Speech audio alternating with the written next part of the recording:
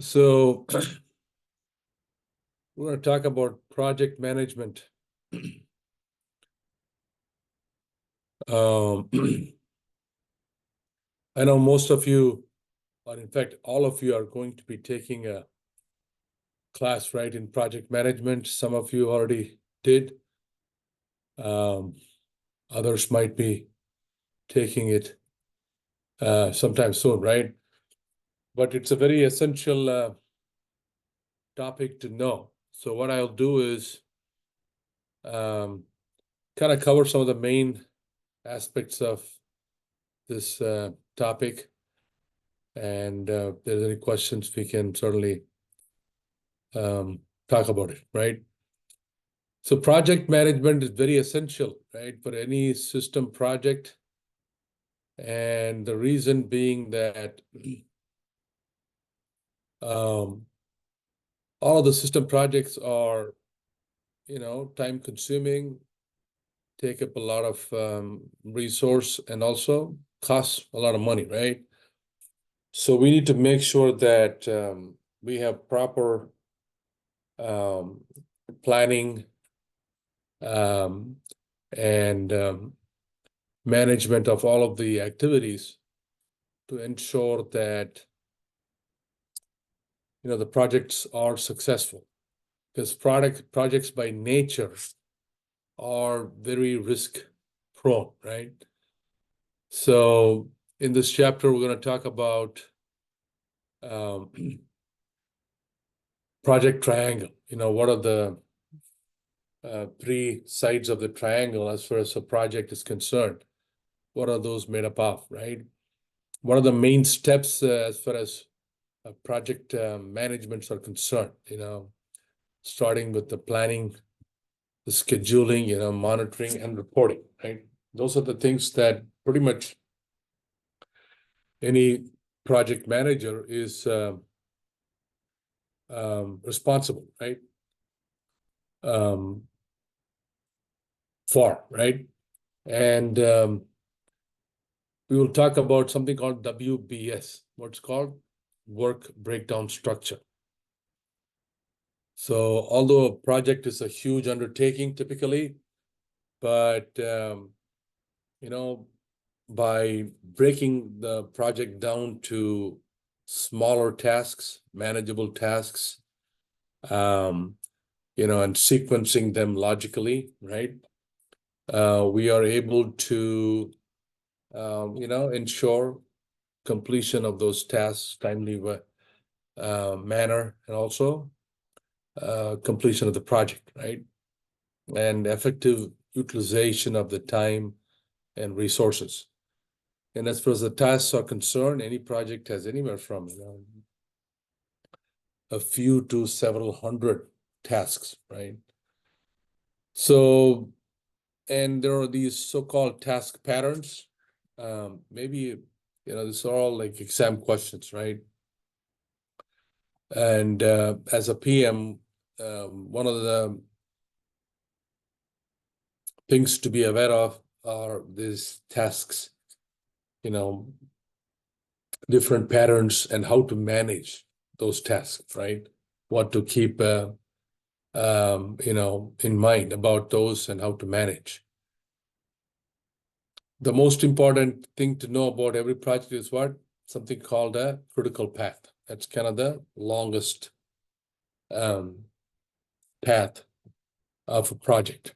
And that's what every PM is keeping an eye on very frequently, because the critical path is impacted, then the project timeline can get affected, and that can include, extra costs and other things, right? So as far as the monitoring techniques, monitoring and control techniques, right? We talked about, different PMs use different types of techniques. There's nothing standard, but depending on the company, they may have a few techniques that they would like for the PMs to follow, right? And all with the intention to what? Make sure to keep the project on schedule, the costs under control, right? Lots of reporting involved as part of a project. You could have weekly reporting and status reports and other type of reports that are generated by the project manager. They may use, some kind of a sophisticated software like Microsoft projects, or nowadays so many online tools available to assist the PM, right? To manage all of the tasks. Every project has, as I said, right, inherent risk. So as part of the planning, they also need to come up with what's called risk management plan, so that if these risks were to surface, what is it that they have to do, right? And despite all of our best efforts, some of the projects fail. So we'll look at what are some of the reasons why projects fail, right? So what are the different steps involved in a project at a high level? Again, you'll be learning a lot more about each of those in your class on project management. Planning, scheduling, monitoring, controlling, reporting, right? Those are the main steps involved in every project, right? So to call a project a successful project, right? What are the criterias that has to be met, right? So one is time. It has to be completed on time, because some of those projects may be time, bound projects, right? You don't have a choice. And then within budget, this is one of the main things. Every project has a cost associated. So if the project can be completed within that cost, then it's a good thing, right? And most importantly, meeting the requirements, making the end users, happy, right? Making sure that all of the demands of the end users are met, at least the ones that are prioritized, right? End users are satisfactory, satisfied with the new system, right? That's the main thing. You can complete a project on time, budget, but if it does not satisfy the end users, it's still not a successful project, right? So project triangle means it's kind of an optimal balance of the three main factors of a project, right? Cost, scope, and time. So the thing to keep in mind is if any of those legs are, changing in terms of, length, right? Typically, the extent, right? If the scope changes, extends, then it'll impact both the cost and the time, typically, right? But if time is a constraint, we cannot extend the timings, then the cost will be more, right? And that's that project triangle where these three are connected, and changes in one will impact the other two. So we often wonder, what do those project managers do? They don't code, they don't design, they don't, do so many things that our IT resources are doing. What are they doing, right? So these are the main things they do, which is why, they need the certification. They are paid, a pretty good salary, because they are responsible at the end of the day, for the success or failure, right, of a project. The planning involves what? Making sure all of the tasks involved in the completion of the project are done, right? And not just identifying the task, but also estimating the time and costs associated with each task, right?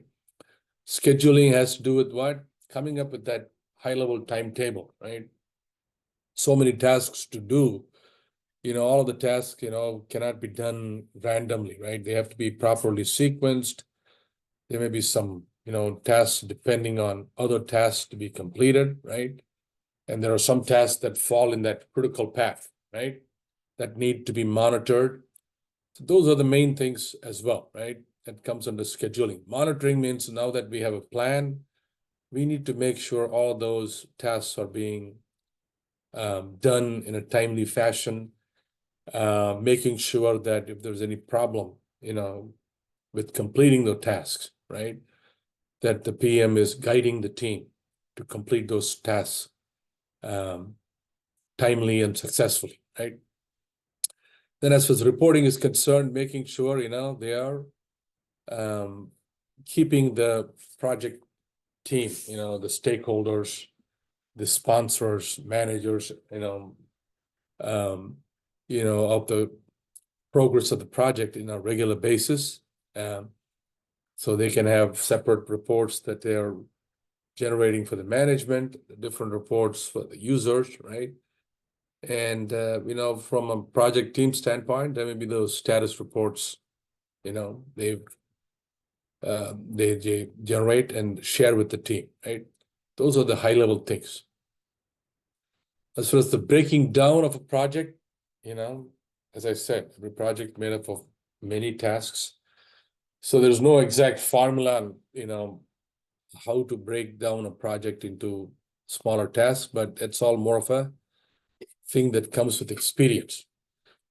So once you identify the task, then you can use some kind of a tool called for example, a Gantt chart, right?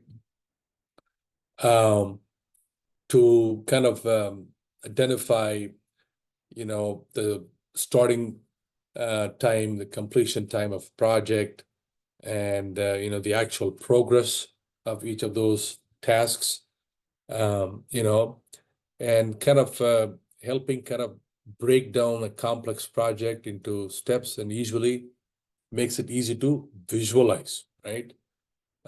And that's an example maybe somewhere down here, right? That's the example of a Gantt chart, right? So a small project has 6 tasks, but either task doesn't have to start at the same time, right? They can start at different times. Sometimes, one task starts first, and then you may have multiple tasks start at the same time. But keeping track of, the starting, completion, and the actual progress, right? That's the power of those Gantt charts. So these 2 techniques, right, for that are used in project management, the PERT CPM, right, charts. The one came out of the US Navy, the PERT technique, right, Program Evaluation Review Technique. And sometime back in the 1950s, right, that's what the US Navy used for scheduling, monitoring, controlling their project. Think about building a huge ship or a submarine, right, that takes so much of time, material, resources, right? It has to be properly managed. So that's one technique. And the other one that's developed by a private industry, right? Maybe construction, is what's called a critical path method technique, right? So in this case, you can see an example of, the PERT, which is the Gantt chart, right? And also an example of the critical path. So here we're seeing the same tasks, right? But also the one that's highlighted in red is what's called a critical path, right? That's the longest path that involves tasks that take, different amount of time, but that is the longest path because the other paths don't take as long, right? And the reason is if it's not part of the critical path, even these tasks, even if they take a little longer, it's not a huge risk to the timely completion of the project, right? So identifying tasks, work breakdown structures. So now that we've broken down our project into multiple tasks, right? To form that work breakdown structure, the next comes the task of identifying when to actually start those tasks, right? How to logically sequence them, right? So that is the next activity, right? Along with that, we also have what's called a milestone. Milestone, nothing but what? Accomplishing a set of tasks that results in a significant progress, right? Of a project that can be used to monitor progress, right? So if we accomplish that milestone within a significant or desired amount of time, then it's a good achievement, right? So example, probably one of those slides. So continuing on the WBS, right? You're making a list of all the tasks, estimating the duration, right? That's where the PM will engage with folks from the IT department and other teams to understand how much time is required for each of those tasks. Some may be just project management related that PM may know themselves. Some they need to reach out to IT, right? How long is it going to take to develop, this login module, payments module, cart module, right? Or to design this database, all those, right? So as they're estimating the time, they usually ask for, not just one estimate, they ask for the best, worst case, and the most probable, right? So they get all of those values, and then there's a formula that they use, right? Which is in the book. I want you to, find out what that formula is. It'll be a question in next class. Let's see who can answer it, right? And that's that formula that they use to come up with the most realistic time estimate for each task, right? And once they come up with the task and the estimate, they have to assign it to an individual, right? So that it gets done, right? And they will calculate the duration of each task and also the duration of the entire project. So this is an example of a questionnaire project that has about 6 steps. These are the different tasks, right? 1, 2, 3, 4, 5, 6. And each of the completion of each task, right, results in some kind of a event or milestone according to this project. In some cases, it may be completion of a group of tasks, right? So I'll let you kind of read each of those tasks by yourself, right? So, and that's the Gantt chart that we looked at, a few slides back, right? So what are the factors that affect the timeline of a project, right? The duration. That's, again, bottom line is the number of tasks, the amount of time each task takes, and at what point each of those tasks can begin, right? If there are 6 tasks, all of them can start at the same time, all of them take the same amount of time, means it's one estimate, versus if each of those 6 tasks have to, start right after the completion of each of those tasks, then it may take 6 times longer, right? So human resource are very important factor in every project, right?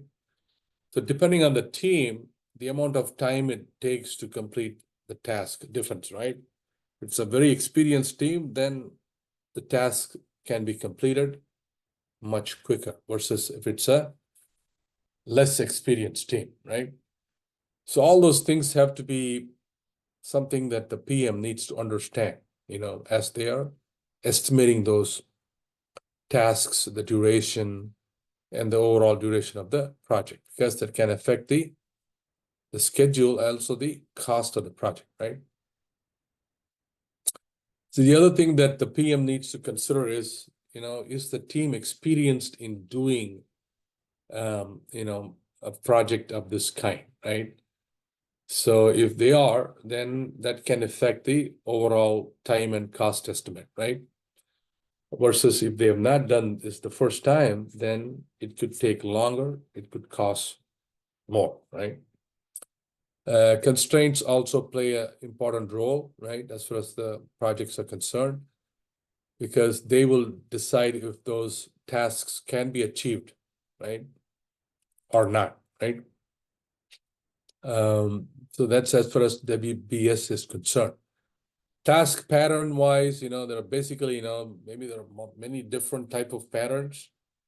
But as far as this chapter is concerned, this book is concerned, mainly what? We have three different types of patterns, right? Dependent task, multiple successor task, multiple predecessor task.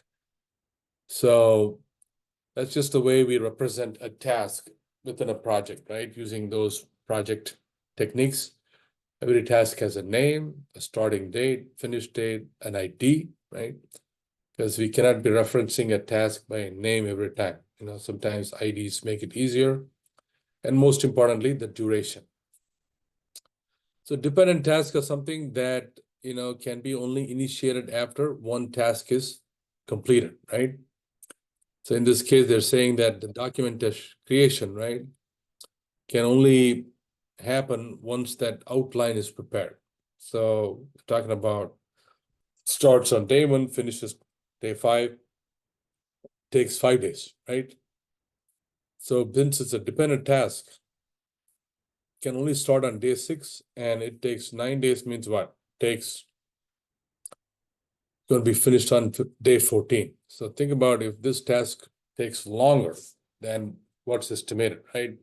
Takes 7 days, can't start on day 6, but instead start on day 8, and it'll be finished on day 16, right? So that's what's the example of a dependent task.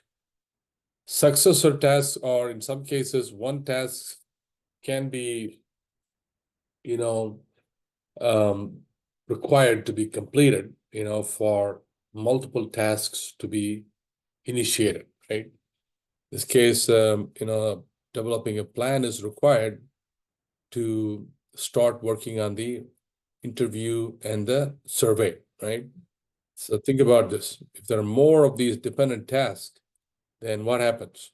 If one task is delayed, then multiple tasks will be impacted, right? So that's something PM needs to be aware of. If there are like 15 tasks that are dependent on one task, then that's a big risk versus 2 depending on one task, right?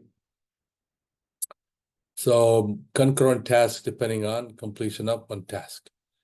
Predecessor is 2 tasks have to be completed before a subsequent task can be initiated, right? That's the example of predecessor task. Even here, even if one task is completed, right, on time, the other task is not completed, then you still have to wait for the completion of this task to start.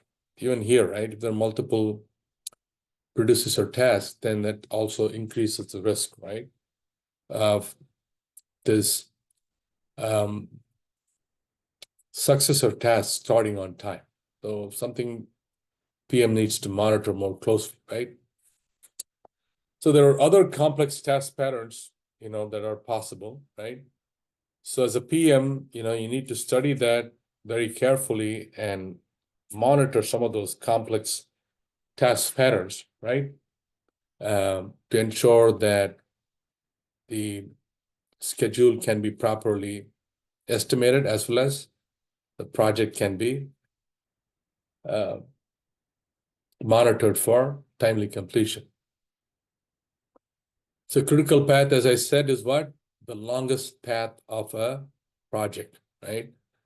And the reason it's called critical is because if any of the tasks in that path are delayed, then what happens? The entire project can be delayed. So this is what the PMs are always monitoring.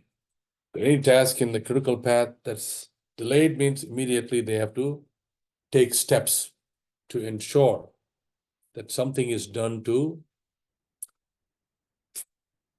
complete those tasks. If not, they have to notify the stakeholders, right, of the impact of the timeline, the budget, or whatever, right? Because when we say delay, it's usually not a day. Sometimes it could be, weeks, right? So that's why critical path is very, very important to maintain, right? Monitor. In this case, just think about it for a second. You guys are all good at math, right? Add up the total timeline. There's only 2 paths, right? Path 1, path 2, right? If you add up the duration of path 1 and duration of path 2, right? all of the tasks. So in your mind, you can probably guess which is the critical path, right, of this project that the PM needs to keep in mind, right? This case, it is the bottom one, right? So the point is the bottom one takes 95 days, whereas the top one probably takes how much? Only 75. So the point here is even if the training takes longer than 5 days, even 10 days, 15 days, PM does not have to worry as much, right? Because it will not affect the overall timeline. But on the other hand, if any of the tasks on this critical path takes longer, then that'll definitely impact the overall timeline. For example, if arranging logistics takes instead of 25 days, 35 means that's going to stretch the project by what? 10 days, right? Instead of 95, it'll be 105. So monitoring control techniques, right? What can we talk about that? So they're constantly, on a weekly or a bi-weekly basis, reviewing the project status with all the team members, just to keep everybody informed, right? And this type of review happens, as they say, what? Throughout the life cycle of the software development, right? Throughout the software development life cycle. So each phase, like design, coding, testing, every phase has its own, project, status review, so that everybody is, aware of, the progress of the project, any issues, any delays that they need to be aware of and work towards addressing, right, those issues. Maintaining a schedule, again, that's one of the key things we talked about, right? Because every project, as you know, can run into problems or delays. That's inherent of any project, right? And that's why project managers are spending so much time what? Monitoring and controlling all of the activities of the project, right?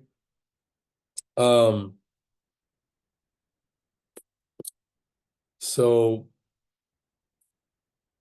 one of the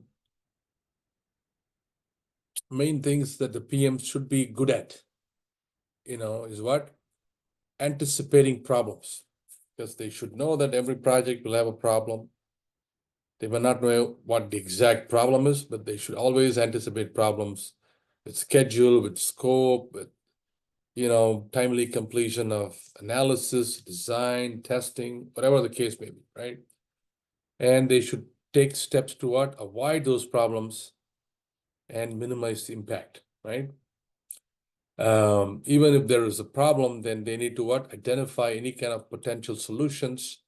And in some cases, there may be multiple solutions, right? And they need to identify what's the best solution for the problem and, go ahead with implementing that solution. So task managers spend most time, as I said, tracking tasks along that critical path. As far as reporting is concerned, there are different types of reports. You've got those so-called general status meetings they have on a weekly basis, right? They share project updates, any problems with any of the tasks are discussed, right? Any kind of techniques they're using to address those problems, collect information, all kinds of things happen in those, weekly meetings, right?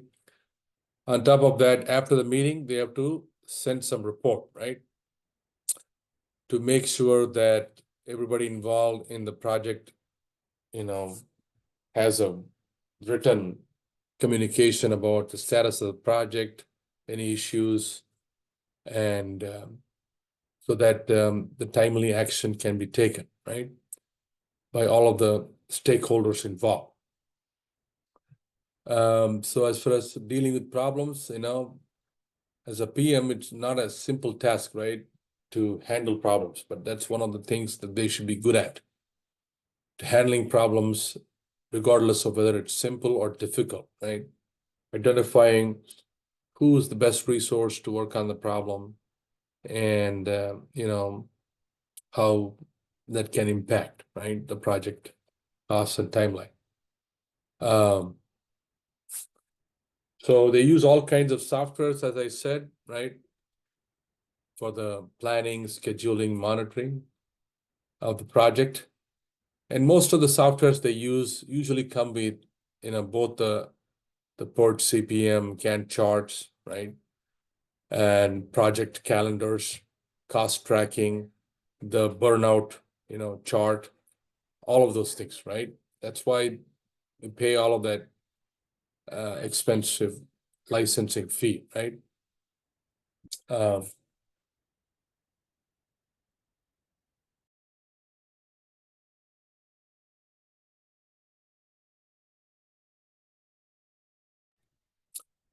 let's see. And I gave you an example of Microsoft Project, which is a very popular tool.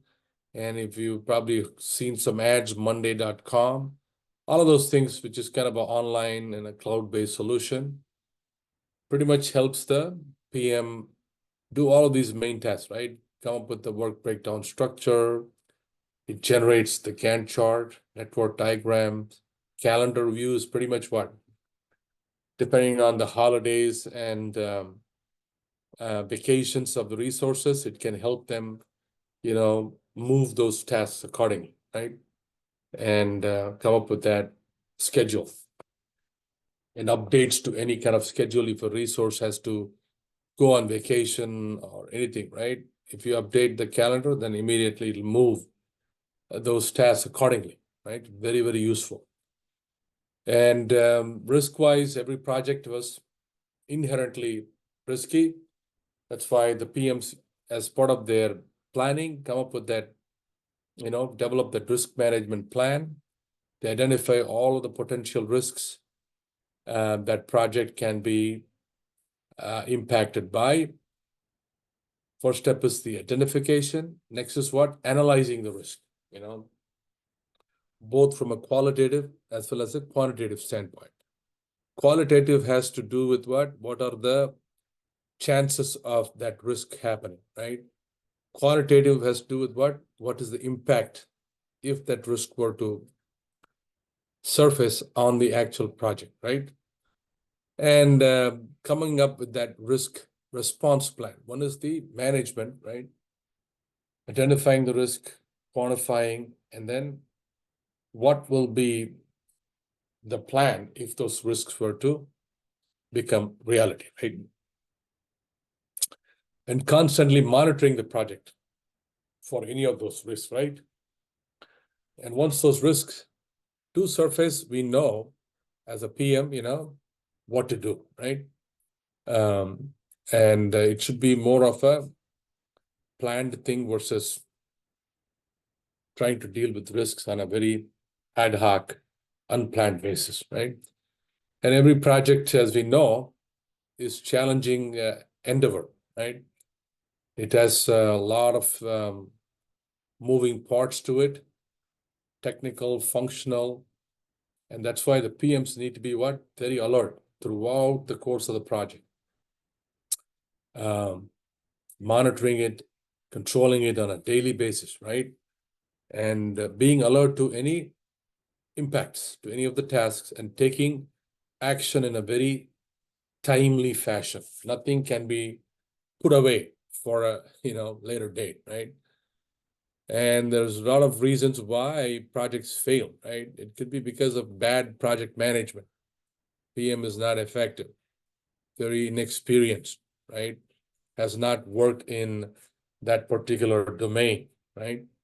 So that can be an issue, or it could be because of business issues, lots of changes in the business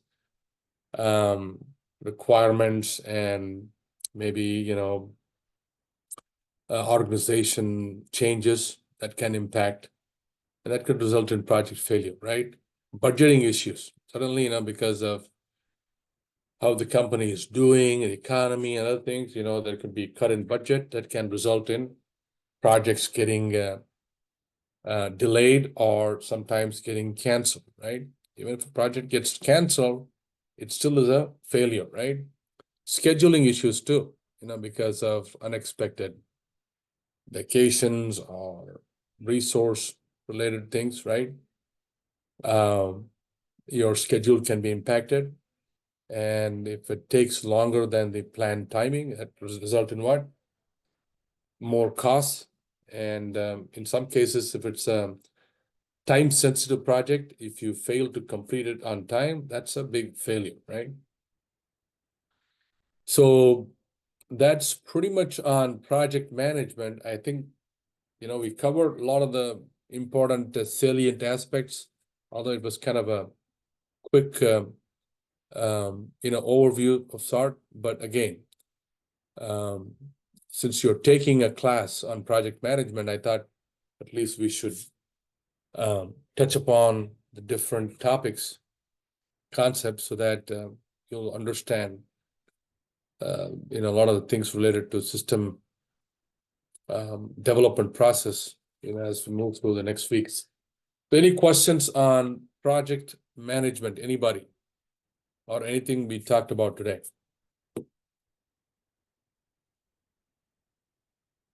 Okay. So if there are no further questions, then as I said, make sure to read up the book. That's where you get a lot of the good details, right? And if there are no further questions, I think we'll meet you next week, and we'll talk about chapter 4. Okay. So talk to you next week. Good night, everybody.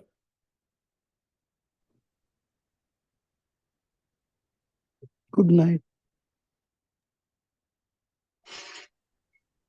Good night. Good night, Professor. Good night, Professor. Have a good night, sir. Professor. Thank you, sir. Have a good night, Professor. Good night, Professor. Good night, everybody. Have a Good wonderful night, week. Professor.